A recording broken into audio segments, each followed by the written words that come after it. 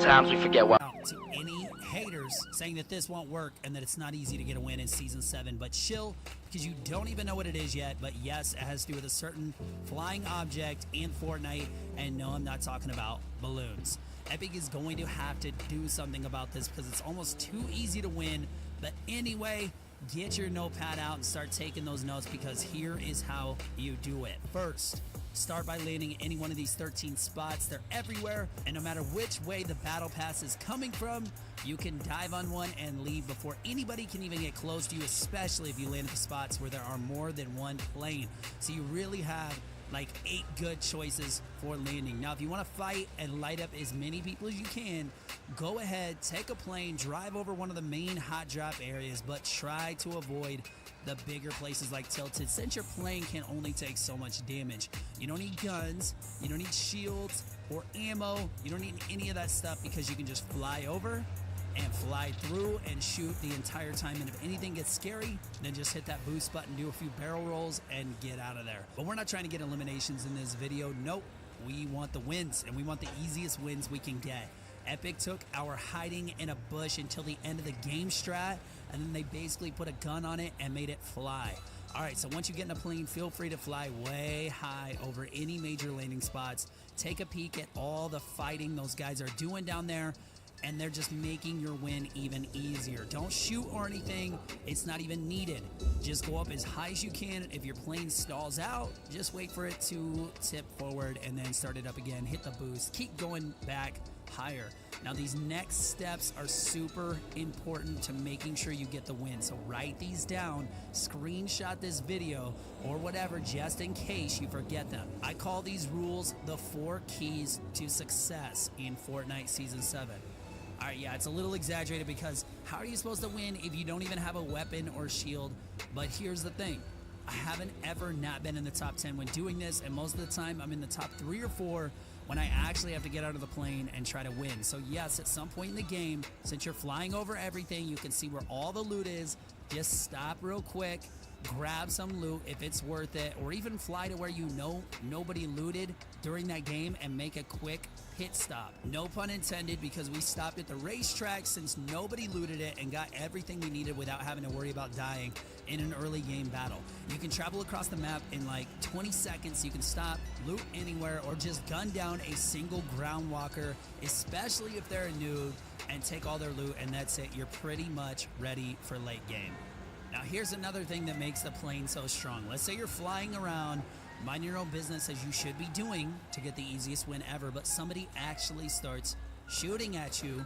The smaller the circle is, the higher the chance that they have of getting pushed on by someone else who just heard them shoot. So in getting your plane shot, you actually have a better chance of winning, because you're making everyone down below you fight. You can even use your gun on your plane to light up some bases you think people are hiding in, as long as you're safe while you're doing this, because then they have to rebuild, and it lets everyone know where they are at. So be an encourager. Help others do what they love, which is fighting and getting high kills. All the while, you're just enjoying the scenery from above and waiting for your chance to finish off the week after they are all out of shield and healing and mats. And of course, for mats, just find a safe place to land at some point, possibly when you do your little looting pit stop. Do a couple of flyovers somewhere, make sure it's safe, then park your plane in a safe spot where you can take off easily from. Hop out, chop a few trees. You don't even need a lot of mats, because you'll only need it for the very end, so possibly like 300, 400 should do it. Or if you're worried about running into like a super sweat, then do like 600 or 700. All right, so now the circle is getting smaller. You might feel a little bit squeezed in your plane, but don't worry. That circle is still massive, but it looks tiny because you're so high up in the air, avoiding any possibility of dying so far. The best part is that if anyone shoots at you, the rest of the enemies in the circle will go get them for you. So they're all wasting mats and shield, and you're still puttering around waiting for that right time to strike. You're going to be tempted to shoot down and try to get like a quick kill, maybe 2 kills, but just remember that fish in Finding Nemo, that little purple or blue one that says just keep swimming, but instead we're flying, and the metaphor in this case still works. So anyway, after there were like 3 other people left, we hopped out, We started fighting, just flying over. You can tell who is going to be like your toughest enemy based on how they're moving, how they're building and fighting the other people. Plus, keep your eyes on that kill feed and see who is racking up the most eliminations. If you can get some plane gun damage on them before you get out of your plane, then go for it, as long as you're safe. But otherwise, wait until you can help some of the noobs take down some of those sweats. See, the coolest thing about having a plane in the end is that you can land exactly where the best position is. For us, in the end game, it was high ground, and Crazy Goat took one guy down before I could steal that kill from him. If planes aren't broken enough already, wait until you start tossing dynamite off the wing, especially in the final circle.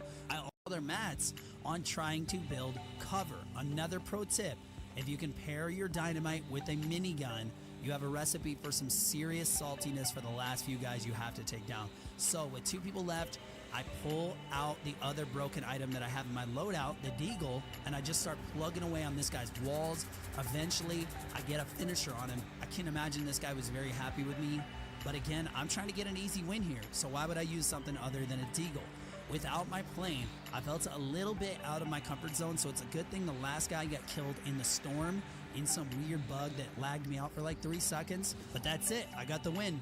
Pretty easy, right? All we had to do was kill like 2 people, and that was the easiest win that I've ever got in Fortnite Battle Royale. So I tried it again, and then I tried it again and again and again, and every single time I did this strategy, it would always be, unless I really screwed something up like in the beginning, it was always like top 10, top 5. Usually I'd have to get like 1 or 2 kills in the end. And yeah, can that last guy kill you? Yeah, he can. All right, you're not going to be able to beat everyone. That's totally fine. But here's the thing, instead of 1 or 2 versus 99 or 98 others or whatever, maybe you have your whole squad, it's like 1 and maybe you have like 3 others that are left, right? So, I mean, think about just odds, right? So if there's only me and 3 other people left, I got a 25% chance to win, and that's before we take anything else into account, like maybe they're running out of mats, maybe they're out of shields and healing, maybe they're just, I don't know, maybe they're just not that good and I could just beat them no matter what. But by giving myself the best odds that I can, and everybody else just slowly dying and fighting each other. Yeah, maybe they got some high kills. I don't care. When you ask somebody if they're good at Fortnite, do you say, yeah, how many kills do you have? No, we all ask, how many what? Wins do we have? That's the question.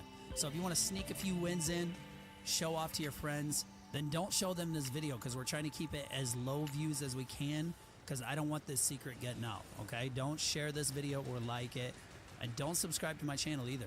We can't have this secret getting out. You know what I mean? We just can't. We got to keep it just between me and you. Anyway, some pro plane tips for if you guys get into a battle either in the skies or you're just about to get shot down. Number 1, use those tight turn keys. On the PC, it's the Z and the C, and then the X helps too. Actually, I think I like the X key a little bit better than the Z and the C.